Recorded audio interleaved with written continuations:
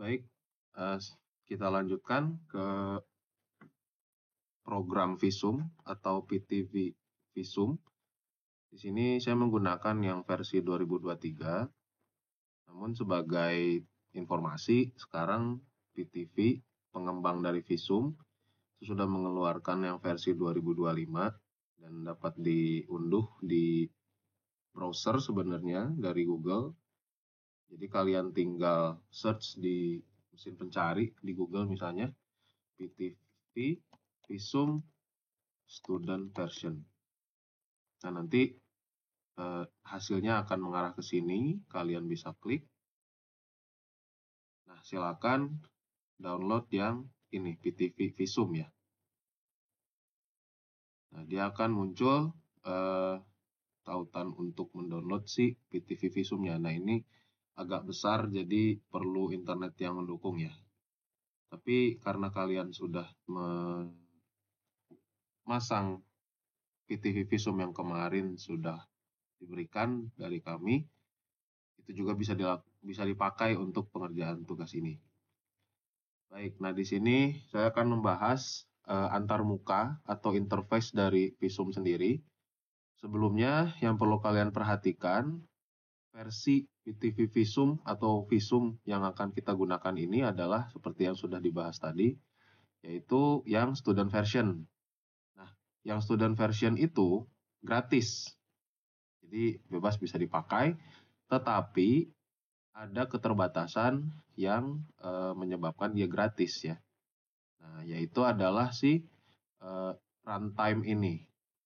Jadi untuk versi yang student ini, yang gratis, dia hanya bisa digunakan dalam waktu 45 menit. Nah, apa yang terjadi kalau waktu ini habis ya? Nanti dia akan menunjukkan 00000 ya. Visum is closed gitu ya. Nah, nanti itu dia akan berkata kalau visum ini sudah tertutup. Nah, ketika visum itu sudah tertutup, ya, kalian tidak bisa melakukan perubahan apapun dalam file yang kalian buka pada sesi ini. Misalnya, nanti kita akan membahas penambahan links ya atau jalur. Nah, ketika kalian masih belum menyimpan atau mengesave si jalur tersebut, ketika waktunya sudah habis, ya kalian tidak bisa menampilkan link yang kalian buat tadi gitu ya, sebelum kalian menyimpan link tersebut gitu ya dan menutup si filenya. Jadi kalau kalian melakukan perubahan dalam keadaan dia sudah tertutup, perubahan tersebut tidak akan muncul kecuali kalian menyimpannya terlebih dahulu. Nah, jadi kalau kalian melakukan perubahan-perubahan, jangan lupa untuk selalu menekan tombol save ya sebelum runtime-nya habis. Oke, itu pendahuluan. Nah, sekarang untuk komponen dari interface Visum sendiri, di sini ada menu bar seperti biasa, ada file, edit, view, dan seterusnya. Nah, ini tempat kita mengatur segala hal yang berkaitan dengan proyek kita. Oh iya, sebelum ke sana, kalau ini sudah habis, terus gimana? Ya, tidak masalah sebenarnya. Kalian tinggal tutup, kemudian dibuka lagi. Nah, itu ya keterbatasan dari versi yang gratis tadi tentunya ya. Nah, itu yang bisa dilakukan. Jadi sebenarnya tidak terlalu fatal. Oke, saya lanjutkan ya. Tadi ini menu bar. Nah, kemudian ini toolbar ya. Menu yang bersifat lebih singkat. Jadi kita bisa langsung klik dan dia muncul apa yang kita inginkan. Nah, kemudian di sini ada start page atau halaman awalan ya. Ini ada beberapa file yang sudah pernah dibuat ya. Nah, di sebelahnya ada network editor. Nah, ketika kalian baru membuka Visum dan terhubung ke internet, nah kalian akan melihat peta dunia seperti ini ya. Nah, ini bisa demikian karena kita terhubung ke internet dan dia menampilkan background map yang bisa diatur di sini dengan mengeklik ikon bola dunia ini ya, ikon globe ini. Nah, ini menampilkan peta dasarnya ya, atau background map-nya. Nah, peta dasarnya ini bisa kita pilih juga ya, jenis-jenis penyedianya. Nah, ini ada defaultnya dari PTV. Nah, nanti kita akan lebih banyak menggunakan map tiler. Nah, map tiler ini adalah peta dasar dari OpenStreetMap ya. Jadi penyedia peta yang berbasis open source ya. Nah, ini kita akan banyak menggunakan itu. Nah, kemudian setelah network editor, di sini ada jendela network. Nah, jendela network ini adalah jendela untuk mengatur agar kita bisa membuat jaringan ya dalam visum. Nah, jaringan ini untuk apa? Ya, untuk memodelkan supply dari transportasi itu sendiri. Ya. Nah, nanti kita akan bahas lebih lanjut. Nah, kemudian sebelah network itu ada matrices. Nah, matrices ini menyimpan seluruh jenis matriks ya yang ada di visum. Nah, kalau kita punya matriks asal tujuan begitu ya, nah itu disimpannya di sini misalnya. Nah, kemudian di sini ada quick view zone. Quick view maksud saya, nah ini kebetulan yang kita pilih adalah zones ya. Nah, kalau kita pilih networknya nodes, maka dia quick view-nya adalah nodes. Nah, ini fungsinya seperti apa ya, kalau di ArcGIS itu yang tools yang ada panah terus tanda I-nya itu information ya. Nah, dia menampilkan informasi dari objek network yang kita aktifkan di sini gitu.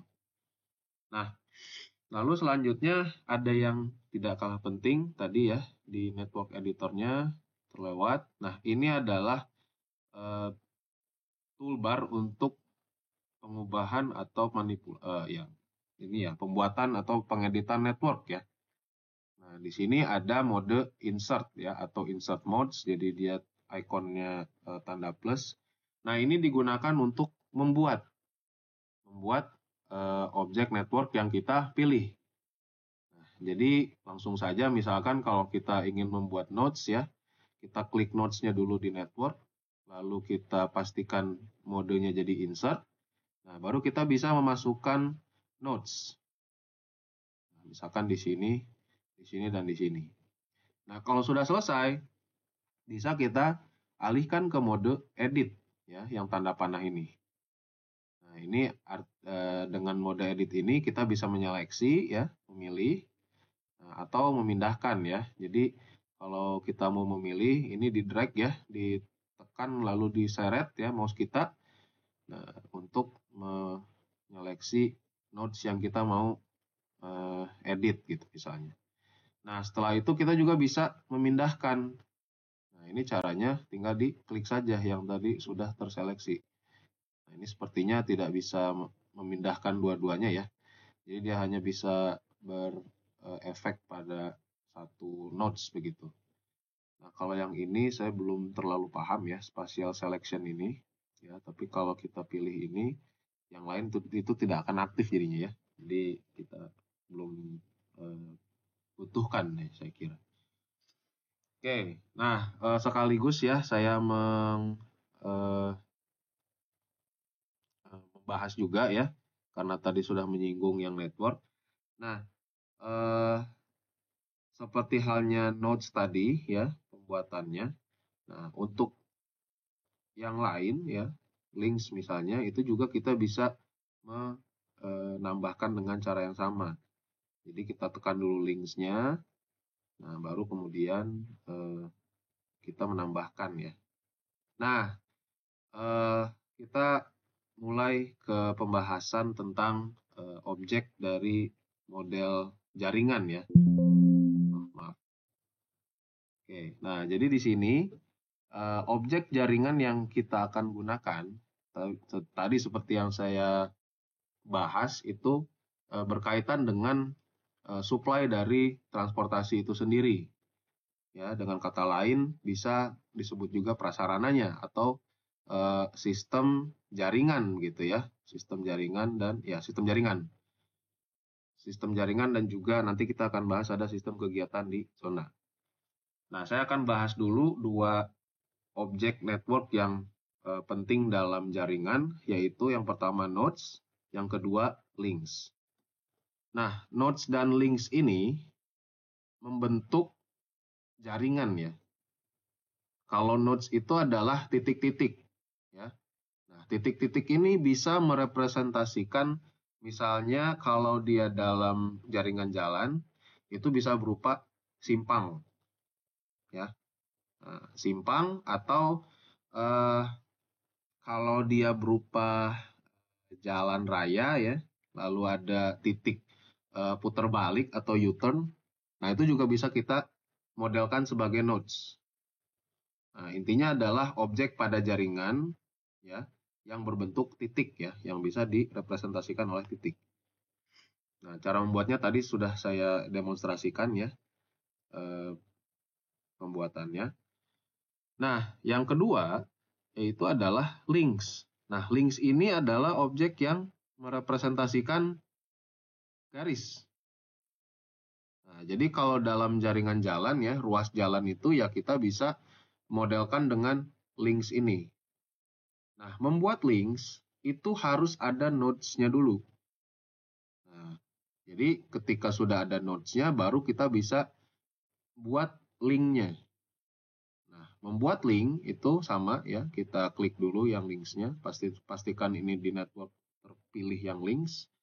Lalu pastikan ini insert mode ya. Jadi kalau kalian ingin membuat terus lupa mengatur ini jadi insert mode itu nggak akan bisa gitu ya. Nah, ini jadi seleksi saja. Nah, ini kita pilih. Nah, arahkan dari nodes asal ke nodes tujuan yang mau kita hubungkan. Nah, caranya jadi diklik sekali ya di nodes asal. Nah, misalkan ini nodes 1, kita akan hubungkan ke nodes 2. Nah, di sini akan muncul, mohon maaf, create link, jendela create link yang memungkinkan kita mengatur seperti apa karakteristik link atau jaringan yang mau kita modelkan.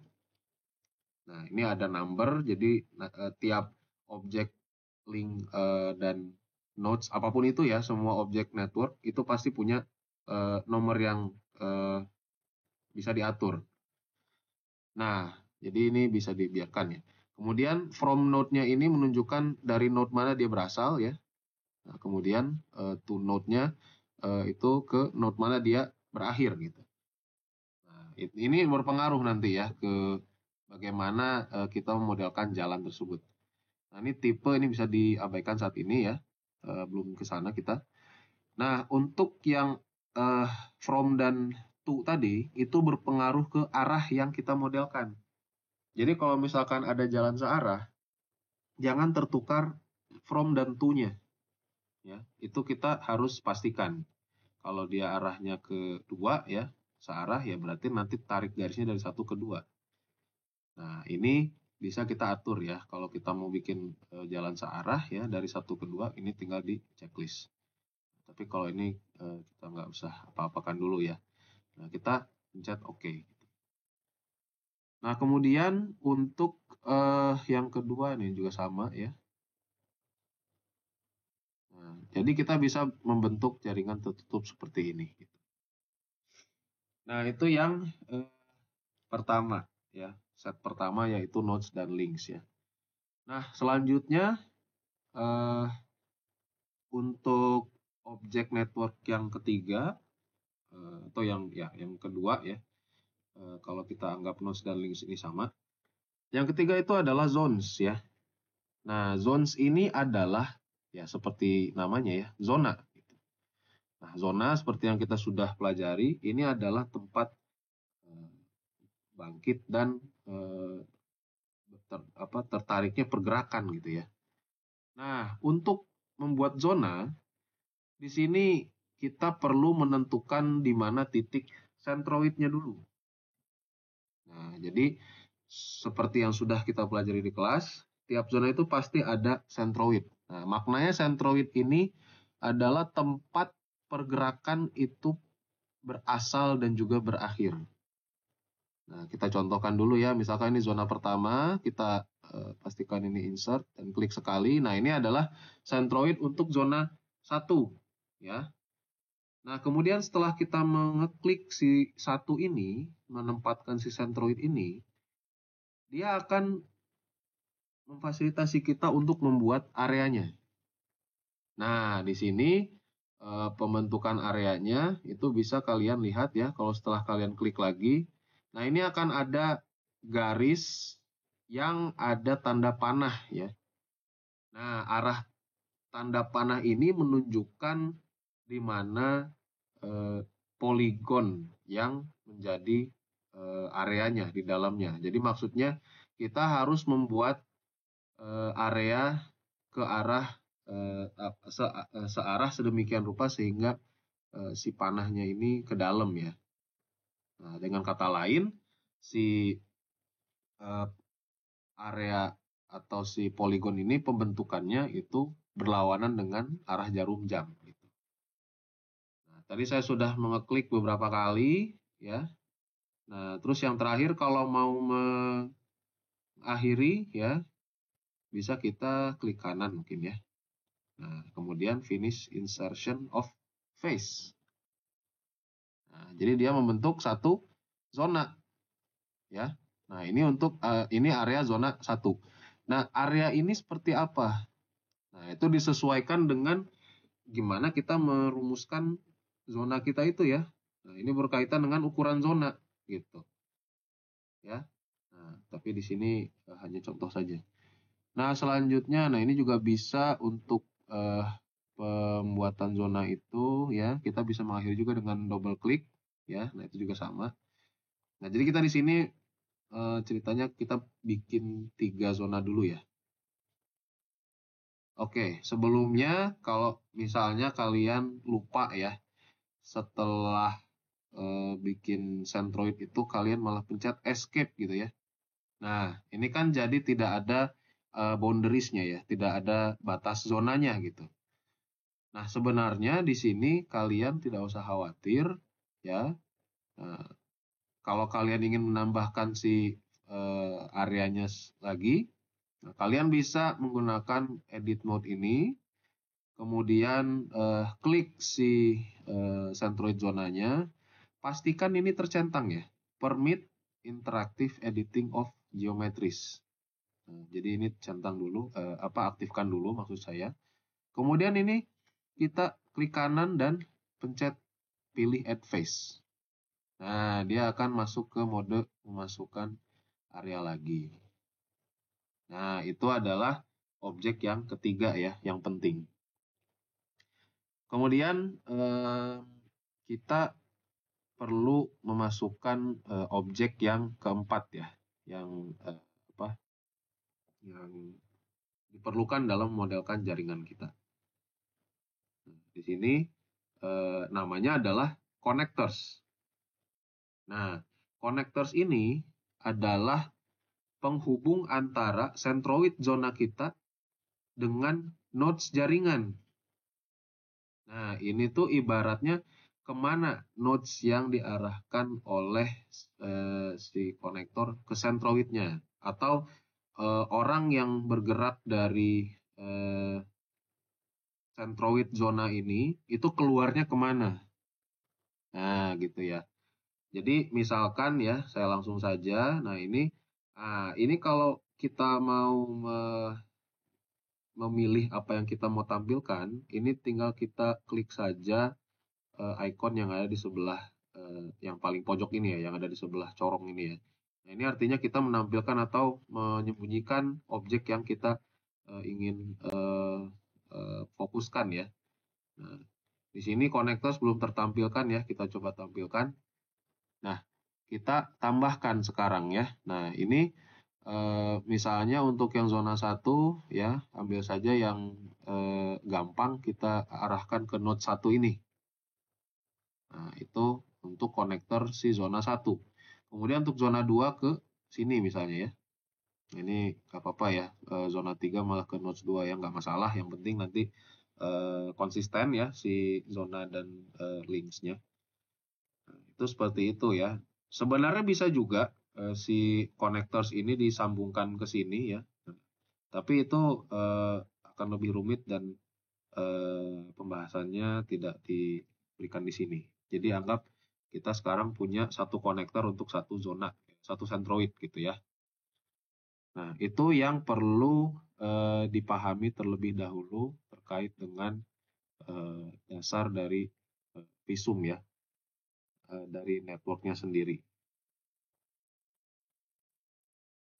Nah, kita akan lanjutkan nanti ke bagian selanjutnya, yaitu pengerjaan tugas secara sebenarnya gitu ya.